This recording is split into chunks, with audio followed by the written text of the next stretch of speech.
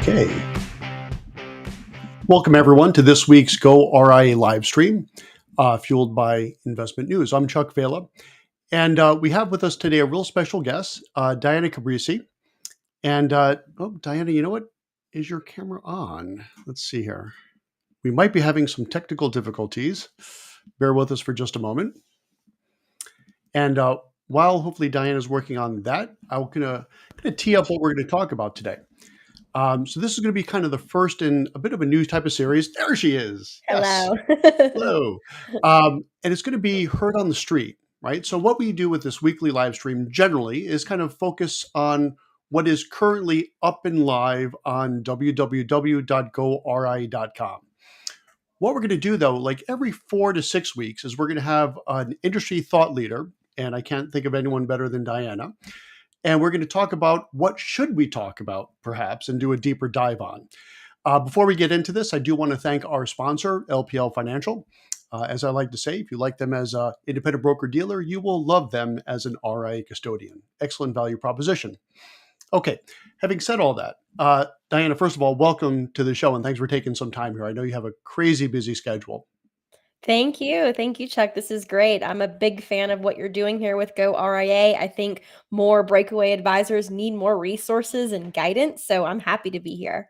All right, and we are super happy to have you. So, again, as I mentioned in sort of the tee up, what we're looking to do with today's 10 or so minutes that we have for these live streams is, number one, talk about what is really top of mind for you, and if you would be kind enough maybe to share a few ideas, and then what I think we'll do is, with in cooperation with you, is do a poll and let the masses speak. What do they want to hear you and I do a deep dive on in a soon to be upcoming podcast? So, having said all that, take it away. What's top of mind for you, and what should be top of mind for some breakaway advisors right now? Yeah, so this week I've actually been diving into some new technology, technology that I've not heard before, and just understanding where it plays in the space, and then technology I have heard of, and just getting a refresh on what's available to advisors, independent advisors in the space.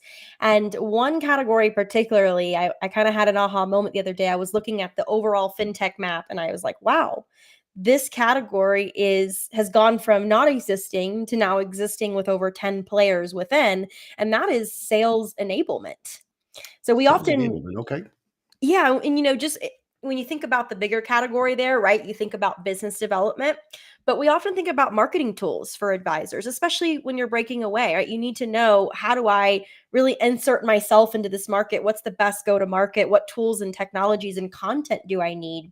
But we often then forget about, all right, well, when you get the lead in the door, what is the best way to really engage this person, build trust with them, accelerate that trust process, and then close them as a client? And that is where this amazing category of sales enablement has been born. And again, it's gone from not existing a couple years ago on the map to now having over 10 players in the space. So, Chuck, I'd love to share a little bit about what I have learned and some of those aha moments that I think, if you're a breakaway advisor, if you're an advisor in general, thinking about the way that you approach the discovery process with your clients. So the way that you go from discussion to now proposal to then hopefully acquiring that client. Love to share some things there.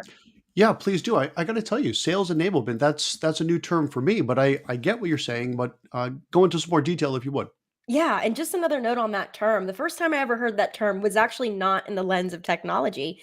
Hmm. It was more in the lens of just the overall B2B SaaS world. As you know, I've spent a lot of my career working with fintech and wealth tech companies as in the SaaS world.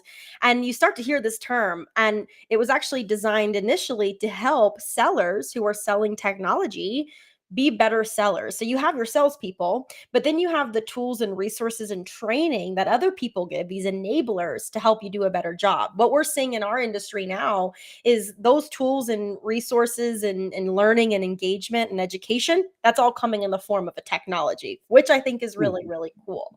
So thinking about some of the players in the space, what are they really offering? Well, Now what you have versus in the past, right? Maybe in the past, if you got a lead, you would have a discussion with them, ask them some questions, I would hope, and then maybe you have some documentation that you probably use for all of your leads, your prospects, right? To say, here's what we're seeing in the market, or based on your information, let me crunch some numbers and put together a really simple document for you. It's often manual. So if you wanted to update it for a client, that's going to take some time.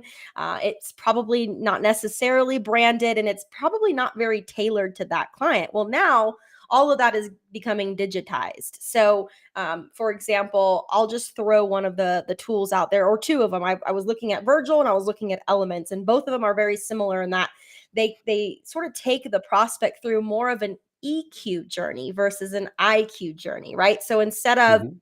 let's look at your numbers, your savings, your assets, it's also, well, let's talk about your values and your goals and your behaviors, right? What are those dreams that you have? And then finding that happy intersection.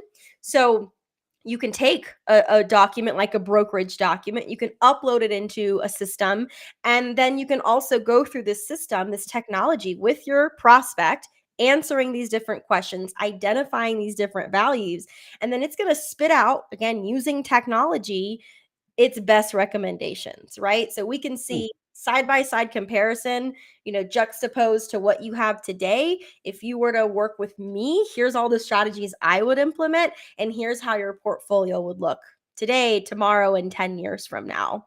So, and I don't know, Chuck, in my opinion, there's a few different things going on right there, right? Time saving, number one, because your technology is handling all of that for you. You don't have to sit down and manually crunch a lot of information, crunch numbers, but also again, going back to the trust factor, right? Like, I have an advisor who is also using amazing technology. This is a beautiful interface that I get to use alongside this person.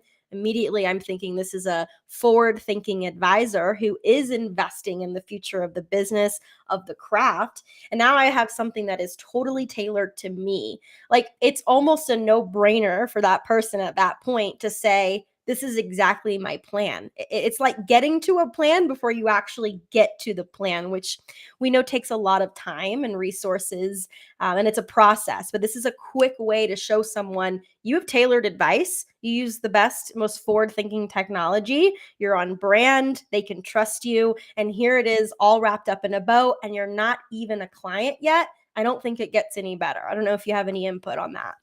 I do actually. So that's really interesting, and this is actually top of mind for us at our shop, and a way to more efficiently engage with prospects. But here's the lens that we look at it. The way we look at it. What we're looking for is a solution for what we call the KOCs, which are kids of clients, Mm-hmm. and also 401k participants, right? So think in terms of these prospective clients that are not huge right this moment, or they may not seem huge, but perhaps they are, right? So the Mm-hmm. KOCs, not huge yet, Right. but at some point they will, because intergenerational wealth transfer, and they'll grow themselves. But also for 401k participants, what you're talking about sounds like it could be a good fit for that. So let's say, Yes. for example, we have a 401k, which we do, and it has 600 participants, which there are, and some of them have big balances, some of them have a couple $1,000s, but it's without question, some of those small balance 401k participants, they might have $2,000 in that 401k, but they might have $1 million at their brokerage account. Yeah. Mm-hmm. And boy, we would like to find that out. Mm-hmm. What you're talking about there seems like some solutions that we've been looking at to really mine those 401k participants, and also, if you will, mine those KOCs. Can you talk a little bit about through that lens and how advisors could use that? Yeah. So I'm so glad that you brought this up, because when you look at the overall fintech map, you will see that, yes, there are sales enablement tools in general, but then there are also 401k proposal sales Hmm. enablement tools. Exactly what you're saying, right? Finding where these plans could be better, finding where there are participants that might need some shifting in what they're invested in, Hmm. et cetera, and then taking that as an opportunity to have a conversation.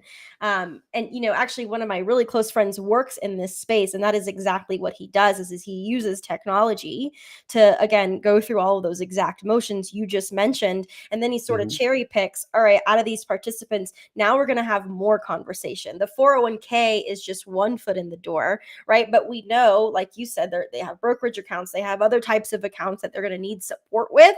So it's a conversation starter in a way. No matter if you're starting on the 401k front or not, that's exactly what these tools allow you to do, is start that conversation, find maybe one area where needs improving, and then you can take that, build that trust with them upon that area, and then expand it to all the other areas of their overall plan. So Mhm. I'm glad that you brought that example up. Again, on the map, you'll see some 401k proposal technologies that support exactly that process. That sounds good. And anything we could do to be more efficient, right? And especially with these smaller balance accounts Yep. that are small today, but they don't always have to be small, but we have to be Yep. judicious with our time, right? Yep. Can I spend a couple of hours a month on a $10,000 Roth IRA? Probably not. And do they need a couple of hours of a CFP's time each month? Probably not. But if Mhm. we can get them engaged in almost this do-it-yourself way, which it sounds a Yep. little bit like you might be talking about, Mhm. then my firm's brand, my name is in front of them, in front of them, in front of them, and waiting for that wealth transfer or for their own wealth to get to the point where they do need a couple of hours of my time each month and are able to pay for that. So I think that's a pretty neat way to do it. So we probably have just a couple few minutes left. Okay. If you want to touch upon either a little bit more on to this topic, but what I'd really love is some ideas on other topics that we may not have the time for today, and then we're going to craft that in conjunction with you into a poll to see what everyone wants to hear about, and then we will use that to generate the topic for our next podcast with you. Yeah, that sounds wonderful. So if I'm putting, my breakaway advisor cap on right now, I'm Mhm. thinking probably one of the first things I want to know more about is probably going to be, how do I start getting people to pick up the phone, right? How do I get clients? Mhm. How do I fill my pipeline of prospects? And as you know, Chuck, with my background, that's where a lot of my expertise really lives, is going to be in the marketing realm. So I would say we should list one of the categories as marketing strategies, whether it's Okay. testimonial marketing, whether it's SEO, or some of those really low risk, low cost strategies to get your foot in the door as an advisor. I think that should be one of them. Mhm. Maybe also thinking a little bit forward into just technology overall. Maybe we're thinking more essential technology for the business. So, for example, as you start having conversations, you need a CRM to make sure you're tracking everything. What are some best practices around CRM? That's truly the hub of most independent advisors firms. It's going to be that CRM. So I'll throw that out there as Mhm. another category. Public speaking, even. How do you give a great presentation to a client? How do you make sure you're talking in a way that's poised, and you make pauses and you ask them questions? But beyond that, not just giving them data, right? 5% of people remember data, 63% of people remember stories. So, really Mhm. thinking, how do I, as an advisor, weave in stories at the right time and the right place? I think we could have some strategy around that. And then I'll throw one last one out there because it's really relevant and top of mind for me right now. It's like that next step beyond sales enablement technology is advice engagement technology. So, Mm. in the actual craft, in the profession, as you're building out plans, how do you best get your clients involved? Because today we want to co-create with our advisors. We don't just want to give you information, walk away, and then you have everything. Yes, that fits certain crowds and certain audiences, and especially with affluence, but most people want to co-create. They want more of a life coach than just a financial expert. So thinking about some of those areas, how can you improve your engagement when you're actually giving advice? That's another category I'll throw out there. Okay, so I'm hearing four distinct categories, so that makes Yep. for a nice poll right there. Okay. And one thing too, I will throw out, a lot of those topics you're talking about are not specifically for the RIA space necessarily. However, what I always like to say, as having been in the RIA space now for 5 years, one of the best things about this space is you can listen to a podcast, say, "Wow, that's a really cool idea," and 2 weeks later you're implementing that, Yep. right? And that's a big differentiating point.